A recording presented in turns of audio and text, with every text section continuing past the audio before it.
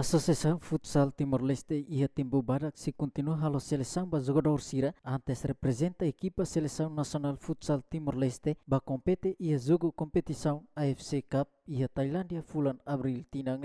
Lia hirakni atau husi presidente Associação Futsal Timor-Leste, Antonino Júnior Guterres Jimenez, ia âmbito cerimônia lançamento Centro Treinamento Acadêmico Futsal Juvenil, nebe realiza ia campus Salão Futsal Pevoradili, domingo foi em Lalaisne. Liga Futsal ita se começa ia tinan claran tama agora ita tamo em fevereiro depois semana ida rua bom ita se prepara ba seleção atu ba participa ia AFF ia Thailand ia abril dia 6 to dia 6 to dia 13 semana ida tena ba.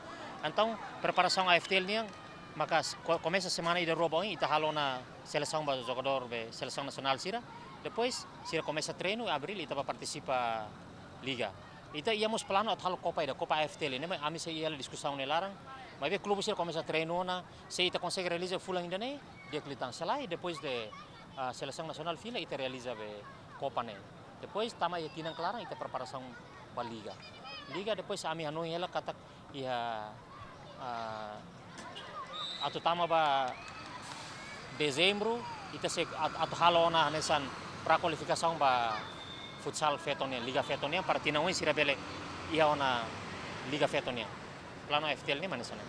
Estrutura FOM, Associação Futsal Timor-Leste nebe eleito e fulan dezembro liwane, mas o Hanoi ida nebe construtivo atu halo desenvolvimento, liu bahia atividade jogo competição futsal e Timor-Leste, além de preparamos jogador Sira nebe mak ia prestação dia ba participa ia jogo internacional Sira David Gonçalves, Yemen.